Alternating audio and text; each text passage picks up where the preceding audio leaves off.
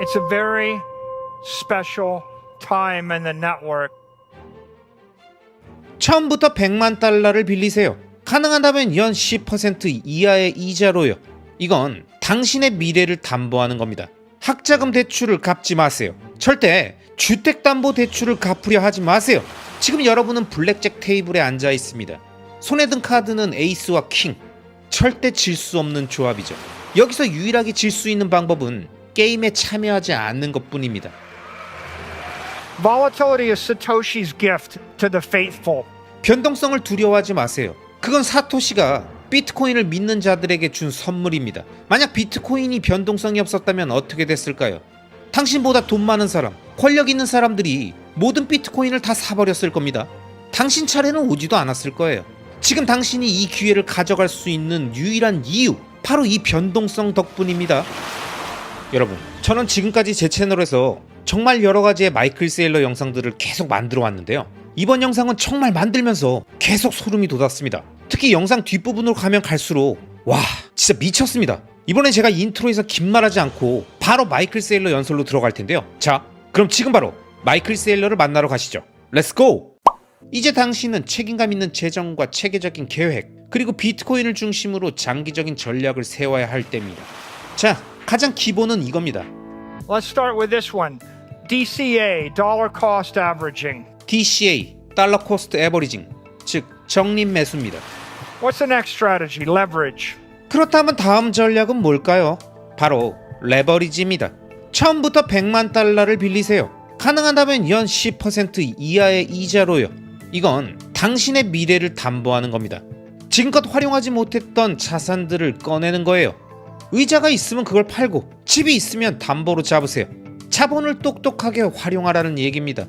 가족들한테 빌려보세요. 할아버지, 할머니, 아버지, 어머니, 누이, 형제, 삼촌, 이모 모두에게요. 친구들에게도 말해보세요. 학자금 대출을 갚지 마세요. 절대 주택담보대출을 갚으려 하지 마세요. 자, 그러면 어떻게 될까요? 이건 단 한 번의 충격입니다. 하지만 그 단 한 번이 당신에게 1억 9천만 달러의 가치를 안겨줄 겁니다. 이게 바로 용기가 주는 대가입니다. 위험을 감수한 자만이 얻을 수 있는 보상입니다. What happens if you combine the two together? 그렇다면 두 가지 전략을 함께 쓰면 어떻게 될까요? 처음에 돈을 빌리고, 그 다음에 매년 꾸준히 DCA로 비트코인을 사고, 그리고 매년 당신이 보유한 비트코인의 5%를 추가로 레버리지해서 비트코인을 다시 사는 거죠. 그 결과는요? 2억 6천만 달러의 가치를 얻게 됩니다. 약 14개의 비트코인을 보유하게 되고요. 보이시죠? 이렇게 레버리지를 재활용하는 방식이 엄청난 힘을 발휘한다는 걸요. 그렇다면 한 걸음 더 나아가 금융 전략을 생각해 봅시다. 이번엔 5%가 아니라 15% 레버리지를 매년 재활용하면요. 그럼에도 불구하고 70에서 80%의 가격 하락도 버틸 수 있습니다. 이 경우 3억 7천만 달러까지 불어납니다.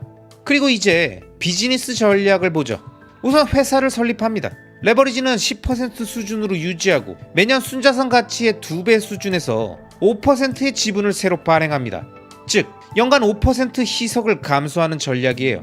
이 전략의 결과는요? 7억 6천만 달러의 부를 창출하게 됩니다. 주식 발행과 적절한 레버리지 덕분이죠. 자, 비교해보세요. DCA는 열심히 일해서 비트코인에 투자하는 방식, 레버리지는 금융공학을 활용하는 방식입니다. 둘 중 어느 쪽이든 이건 단순한 투자가 아닙니다. 당신의 삶을 완전히 바꿔놓을 전략입니다.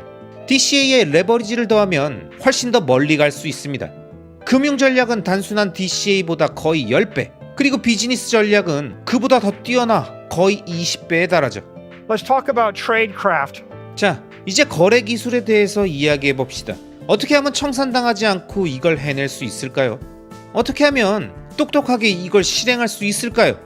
여기 이 표는 신용 매트릭스입니다. Y축은 당신이 내야 하는 이자율, X축은 신용상품의 기간을 나타냅니다. 만약 4년, 5년 이하의 단기 자금을 빌리고 있다면 여러분은 도박꾼입니다. 특히 4주, 4일 혹은 4시간 단위로 빌리는 돈은 청산 위험이 매우 높죠. 이건 정말 위험한 구역입니다. 20에서 30%의 이자율을 내며 단기 자금을 빌리고 있다면 당신은 고리대금업자에게 잡힌 희생양입니다. 이건 그냥 자살 행위예요. 다리 부러지기 전까지 절대 하지 마십시오. 반대로 비싼 이자를 내며 장기 대출을 받는다면 당신은 평생 빚에 묶인 노예나 마찬가지입니다. 죽을 때까지 일만 하고 아무것도 남지 않게 될 겁니다. 그건 절대 이치에 맞지 않습니다. 그러니까 당신이 해야 할 일은 간단합니다. 10년 이상 기간의 대출을 받고 이자율을 10% 이하로 낮추는 것. 만약 30년짜리 대출을 연 3에서 4% 이자로 받을 수 있다면 당신은 재정 천재입니다. 그게 뭔지 아십니까? 2년 전 집을 담보로 30년짜리 모기지를 끌어서 비트코인을 산 사람들입니다. 당시 코인을 안 가졌던 사람들이 우리를 비웃었죠.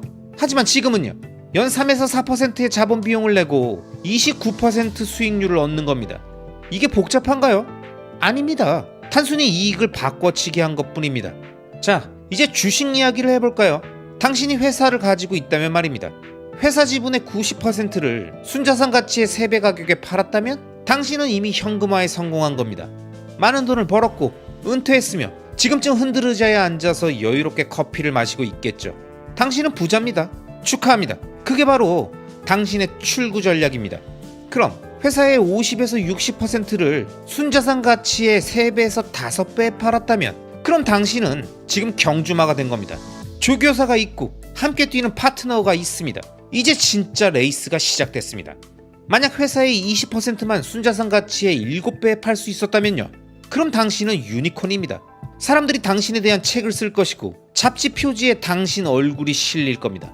그런데 만약 단 10% 미만의 지분을 순자산 가치의 7배에서 8배에 팔았다면 그때부터는 게임이 다릅니다. 당신은 페가수스, 전설적인 존재입니다.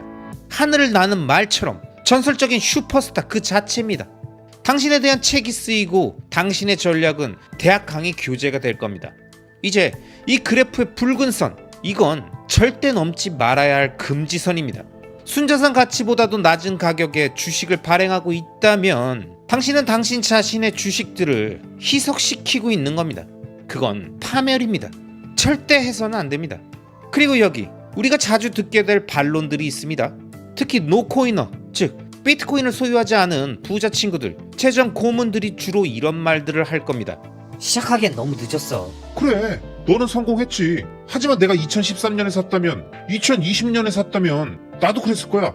근데 지금은 너무 늦었어. 그런데 말이죠, 헨리 포드는 인류가 불을 발견한 지 무려 100만 년이 지난 뒤에야 그 불을 기계에 활용했습니다. 그는 늦지 않았죠. 지금도 바퀴는 유효합니다. 지금도 화약은 쓰이고 있고요. 지금도 총은 필요하죠. 총이 발명된 지 500년이 지났다고 이제는 너무 늦었어 라고 말하진 않잖아요. 혹시 누군가가 영어를 먼저 배웠다고 영어는 오래된 언어야. 쓸모없겠는데? 이렇게 얘기하나요? 비행기를 내가 처음 탄 사람이 아니라고 해서 비행의 가치가 사라지진 않습니다. 늦었다는 말, 그건 단지 시작하지 않기 위한 핑계일 뿐입니다. 우리 동네 어떤 회사가 먼저 전기를 설치했어요. 그러니까 우리 회사는 너무 늦은 거죠. 어차피 누가 먼저 했으니까 이제 와서 전기가 뭐가 필요하겠어요. 휴대폰도 마찬가지예요. 이미 다들 쓰고 있으니까 너무 늦었죠. 컴퓨터도 마찬가지, 인터넷도 마찬가지, 우주도 마찬가지예요. 이미 다들 먼저 시작했잖아요. 그리고 비트코인도요. 사람들은 이미 너무 늦었대요. 하지만 그들이 놓치고 있는 게 있습니다.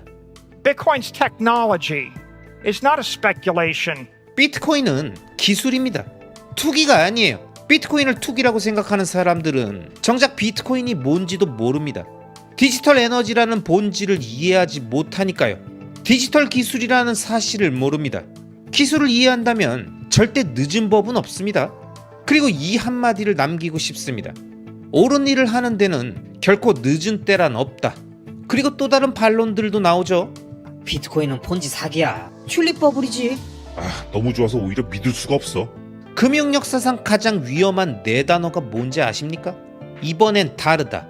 존 템플턴. 그래요. 템플턴 경은 멋진 투자자였지만 MIT 대강당 벽에는 그의 이름이 없습니다.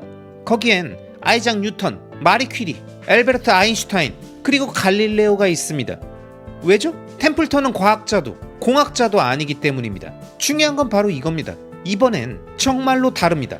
불은 다릅니다. 물도 달라요. 바람도, 총도, 전염병도 마찬가지입니다. 스페인 정복자들이 신대륙에 도착했을 때 90%의 원주민이 전염병으로 목숨을 잃었습니다. 그건 분명히 다른 일이었습니다. 존 디 록펠러는 석유가 다르다라는 걸 알아차렸습니다. 그리고 당신이 지금 어떤 전략을 세우고 있다면 그 전략의 기술의 변화, 패러다임의 전환을 기반으로 하고 있다면 이번엔 정말로 다른 겁니다. 그게 바로 비트코인입니다. 비트코인은 다릅니다. 그래서 중요합니다. 비트코인은 다르지 않다. 그렇게 말하는 사람들은 비트코인을 이해하지 못한 겁니다. 그들에게 휘둘리지 마세요. 자, 이제 마지막으로 제가 꼭 전하고 싶은 말이 있습니다. 미국 서부 개척 시대에 이런 말이 있습니다. 겁쟁이는 시작조차 하지 않았고 약자는 길에서 죽었다. 비트코인을 투자하지 않는다는 건 애초에 시작조차 하지 않는 겁니다. 당신의 자산이 아직도 비트코인이 아닌 어딘가에 묶여 있다면 당신은 그 항해에 탑승하지 않은 겁니다. 그리고 약자는 죽는다라는 건 무모하게 고금리로 돈을 빌렸다가 4주짜리 37% 대출 같은 걸 했다가 결국 무릎이 꺾인다는 걸 의미하죠. 그런 어리석은 짓은 절대 하지 마세요. 이 여정은 쉽지 않습니다. 하지만 나무로 만든 배를 타고 대서양을 건너는 일보다 비트코인의 여정이 더 어렵진 않습니다. 미래를 예측하는 가장 좋은 방법은 직접 만드는 겁니다. 당신은 구경만 할 수도 있어요.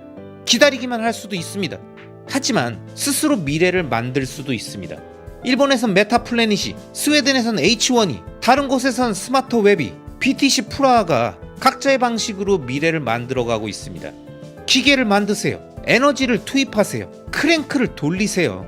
그리고 그 에너지를 길들이세요. 21, 이건 승리의 숫자입니다. 지금 여러분은 블랙잭 테이블에 앉아 있습니다. 손에 든 카드는 에이스와 킹. 절대 질 수 없는 조합이죠. 우린 지금 승리의 패를 쥐고 있습니다. 21년 후에 2100만 코인, 그리고 그 가치. 여기서 유일하게 질 수 있는 방법은 게임에 참여하지 않는 것뿐입니다.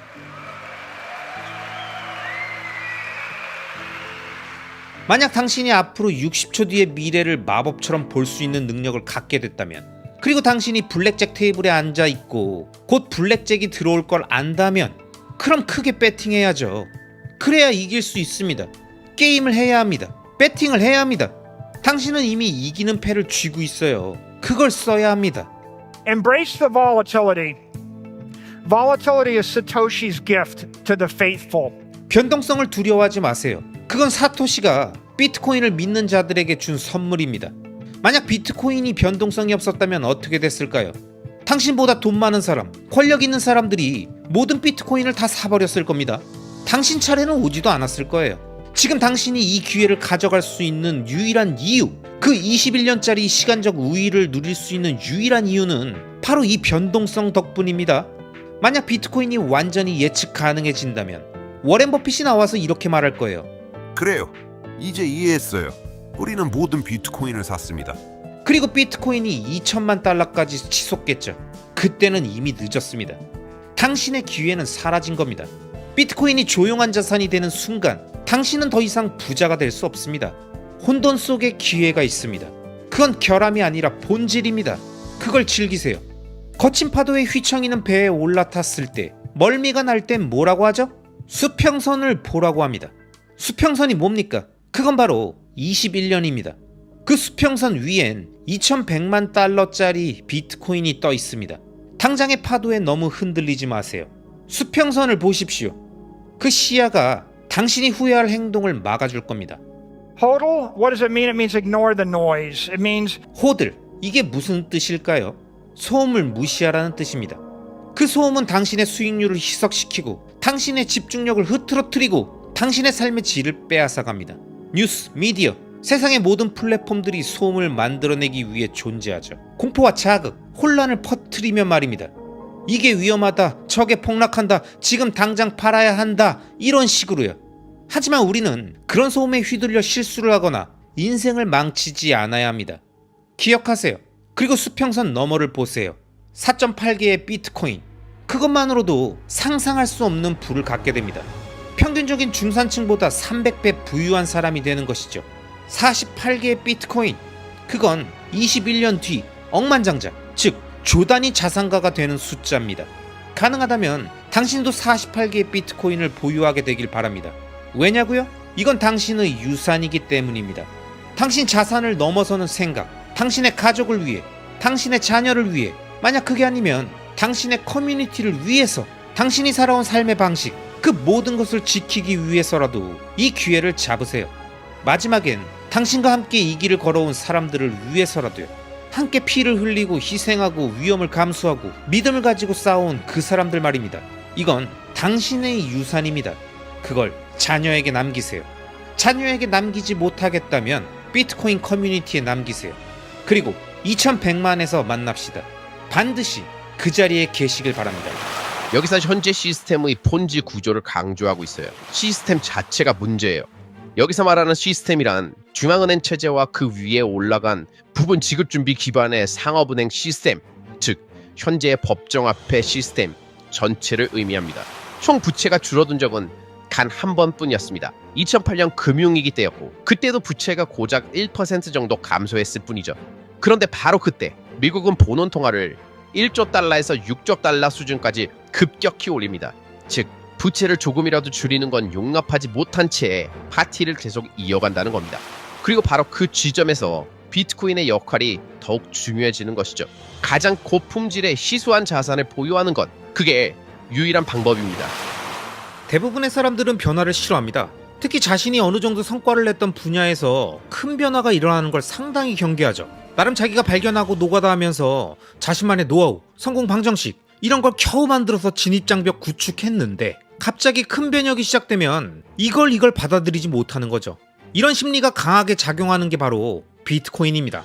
분명히 똑똑한 사람 같은데 비트코인에 대해서 엉뚱한 소리하고 말도 안 되는 궤변을 하는 경우, 아니면 미국이 비트코인을 전략자산으로 모아가려는 이 변혁의 순간에도 아직도 비트코인에 대해 관심이 없는 사람들 중에선 비트코인이 필요 없다고 느끼는 사람들, 즉 자신을 충분히 부유하고 지금도 부족한 게 없기 때문에 비트코인이고 나발이고 난 모르겠고를 외치는 거죠. 부동산 투자로도 잘 살았고 주식 투자로도 많이 벌었고 사업이랑 장사 잘 돼서 돈 많이 벌고 있는데 비트코인이 왜 필요하냐는 말씀을 하시는 분들이죠. 하지만 여러분, 모든 대변혁은 내 눈앞에 다가오기 전까지 끊임없이 전조 증상을 보여주지만 대부분은 그 시그널을 무시하다가 결국 대참사를 맞게 된다는 걸 우린 기억해야 합니다. 현재의 망가진 화폐 시스템이 어떤 문제를 만들어내고 있고 기축통화국인 미국이 더 이상은 이 시스템을 컨트롤할 수 없는 브레이크가 고장난 폭주기관차처럼 절벽 끝을 향해 돌진하고 있는 게 바로 현재의 화폐 시스템이라는 걸 수많은 경제지표들이 경고를 주고 있어도 계속 무시한다면, 그렇게 비트코인에 관심을 갖고 공부하고 이해할 수 있는 소중한 시간을 날린다면 앞으로 몇 년이 지난 어느 시점에 정말 상상도 하기 싫을 정도로 과거의 자신을 미워하게 될지도 모릅니다. 자, 그럼 뭐가 도대체 그렇게 문제라는 건지 준비가 되신 분들은 지금 바로 2부 영상으로 가시죠. Let's go! Another really big component is Social Security. 또 하나 정말 중요한 요소가 있어요. 바로 사회보장 제도입니다. 지금 보시는 이 그래프는 미국의 사회보장 신탁 기금을 나타냅니다. 보시면 알겠지만 처음에는 0에서 시작해서 약 3조 달러까지 증가했어요. 이렇게 커다란 변화가 일어나는 이유는 바로 인구 통계학적 변화, 즉 베이비붐 세대 때문입니다. 2차 세계대전이 끝난 이후인 1940년대 후반부터 1960년대 사이에 미국에서는 엄청나게 많은 아이들이 태어났고 이 베이비붐 세대가 커서 노동시장에 진입하면서 사회보장 비용을 내기 시작했죠. 그 결과 사회보장 기금은 빠르게 불어났습니다. 하지만 문제는 그 돈을 좋은 자산에 투자하지 못했다는 거죠. 사회보장 기금은 대부분 미국 국채에 묶여 있었고 그건 장기적 관점에서 보면 그리 좋은 투자처가 아니었습니다. 그리고 미국 사회보장국 예측에 따르면 2035년경 이 신탁 예금은 완전히 소진될 예정입니다. 그 말은 곧 3조 달러에 달하는 기금이 앞으로 몇 년에 걸쳐 계속 시장에서 빠져나오게 된다는 뜻이죠. 지금 베이비붐 세대는 이미 은퇴 시점에 접어들었고 앞으로도 계속 은퇴자들이 늘어나는 거죠. 그만큼 더 많은 돈이 기금에서 빠져나가게 될 겁니다. 이유로는 2017년에서 2018년쯤 기금이 정점을 찍고 서서히 줄어들기 시작한 시점부터 본격화됐습니다. 그리고 그 시기가 연방 재정 적자가 실업률과 디커플링 되기 시작한 시점과도 겹칩니다. 또 연방정부의 부채 증가 속도가 민간 부채보다 더 빨라진 시점과도 일치하죠. 즉, 이 시점이 굉장히 중요합니다. 왜냐면 금리가 더 이상 내려가지 않았고 과거의 사회보장 기금을 불려줬던 베이비붐 세대가 이제는 돈을 빼가는 세대가 되었기 때문이죠.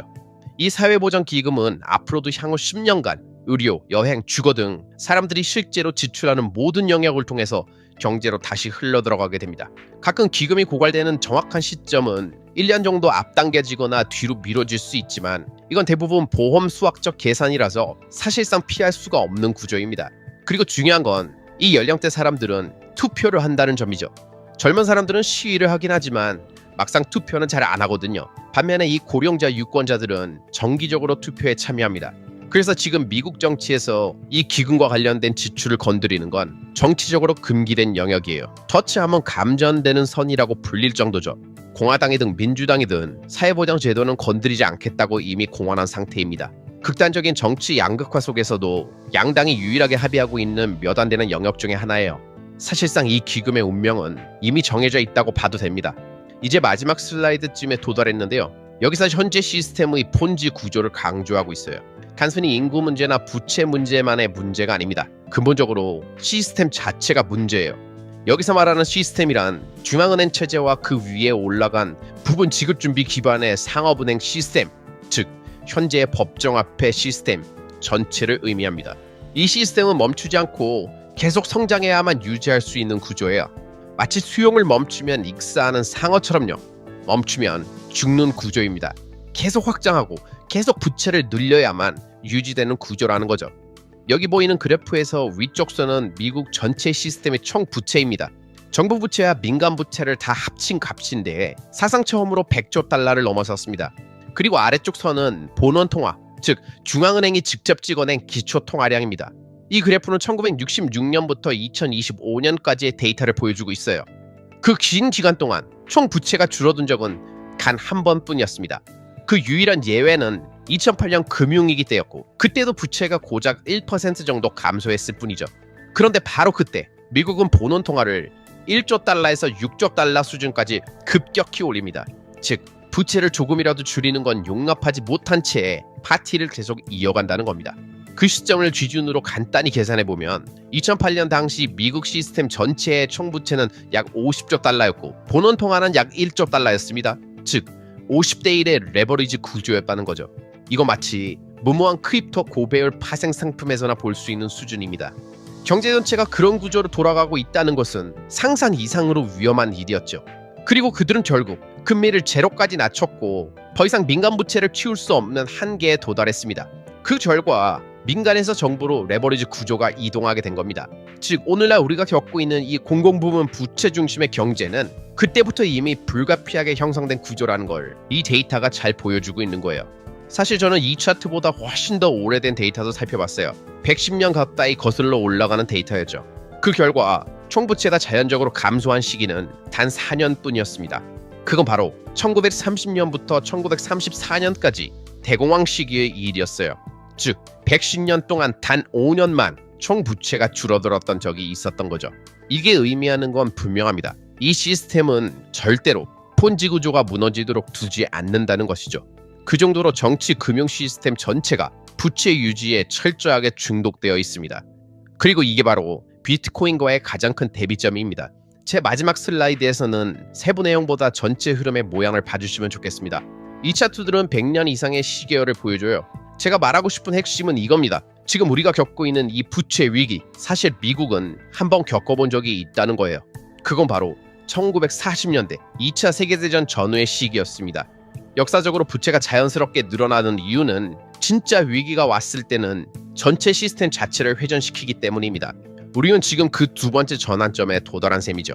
즉 먼저 민간 부채 버블이 형성되고 금리가 제로로 도달했습니다. 더 이상 민간 부분에서는 부채를 늘릴 수 없는 한계가 오죠. 그 결과 경제 전체가 50대 1의 레버리지 상태에 놓이게 됩니다. 그럼 질문이 생깁니다. 50대 1로 레버리지가 걸린 시스템을 어떻게 해소할까? 정답은 이겁니다. 해소하지 않습니다.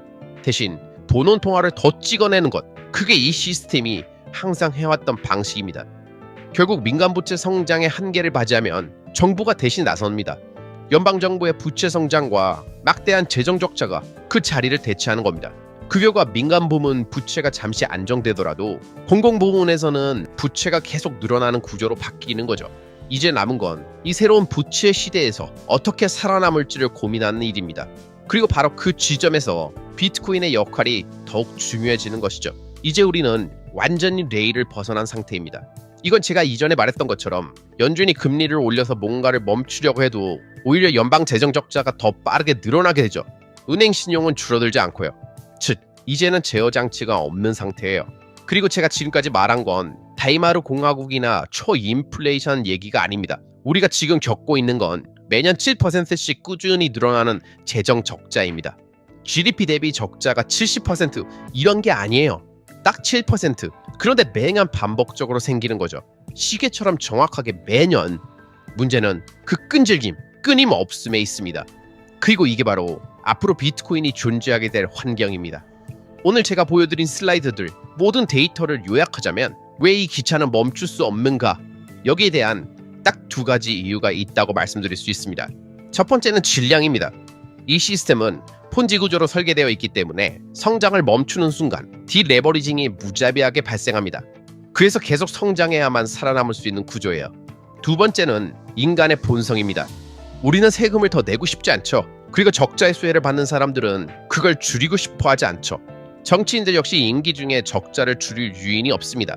그래서 시스템은 줄이지 않고 늘리는 쪽에만 움직이게 되어 있어요.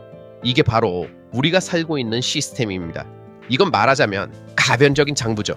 필요하면 얼마든지 새로운 단위로 찍어낼 수 있습니다. 그리고 이게 바로 그들이 오류를 수정하는 방식이에요. 하지만 비트코인은 이 시스템의 정반대입니다. 정반대의 성격을 가진 거울 같은 존재죠. 연준 시스템이 계속해서 화폐 단위를 늘리고 줄이려고 해도 줄일 수 없고 불투명하게 움직이고 실수를 하면 돈을 더 찍어내는 방식이라면 비트코인은 절대적인 희소성, 완전한 투명성, 그리고 오류를 수정하는 방식이 단위를 더 찍어내는 것이 아니라 디레버리징을 감소하되 단위 자체는 건드릴 수 없는 구조예요. 그래서 말하는 겁니다. 이 기차는 멈추지 않는다. Nothing stops this train. 앞으로 10년간 미국은 매우 큰 재정 적자를 계속해서 이어갈 것입니다. 누가 대통령이 되든 어떤 일이 벌어지든 기본 방향은 바뀌지 않을 겁니다. 물론 이걸 더 빠르게 가속시킬 일도 있을 수 있고 조금 늦추는 이벤트가 있을 수도 있겠죠. 하지만 의미 있는 변화는 없습니다. 그래서 우리는 어떻게 대비해야 할까요? 바로 가장 고품질의 희소한 자산을 보유하는 것. 그게 유일한 방법입니다. And of course, the one we all like here is Bitcoin. 그리고 우리 모두가 여기에 동의하는 가장 대표적인 자산은 비트코인입니다. Thank you. 감사합니다.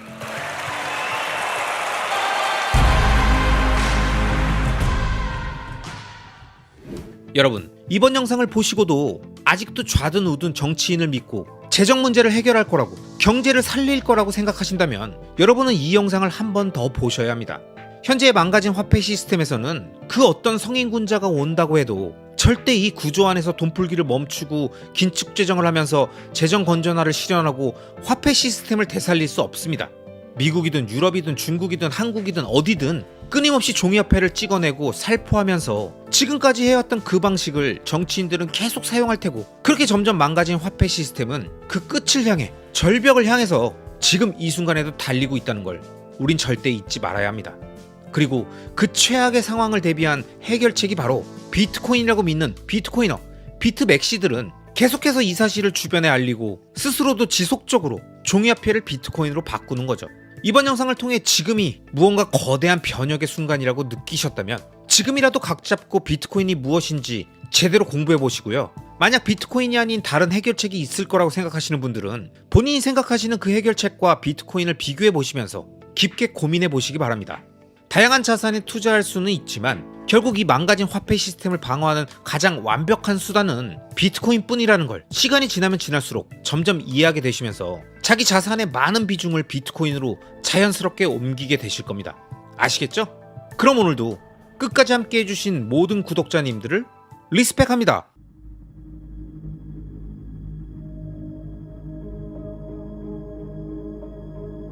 Which one's the best crypto asset? Well, Bitcoin's the best crypto asset. Okay. What's the second best? There's no second best. There's no second best crypto asset. There's a crypto asset. It's called Bitcoin, right? Right? There's no second best. Okay. It's not like Google and Facebook. It's not like Apple and Amazon. Yeah, we can debate Apple or Amazon. What's better? They both look like tech monopolies to me. They both look pretty good. On the other end, Bitcoin or no. Bitcoin. Bitcoin's crypto asset. This entire idea of like 60% dominance is bullshit, ridiculous, stupid, right? Like, it's stupid. It's not 60% dominant. It's like 96% or 90. 5% dominant, right? The thing, and you compare it as a crypto asset to a like kind of proof of work crypto network, right? That's meant to be a store of value. You know, you're lucky if you find it, you can scrape together 5% of other stuff in the last bucket, so there is no real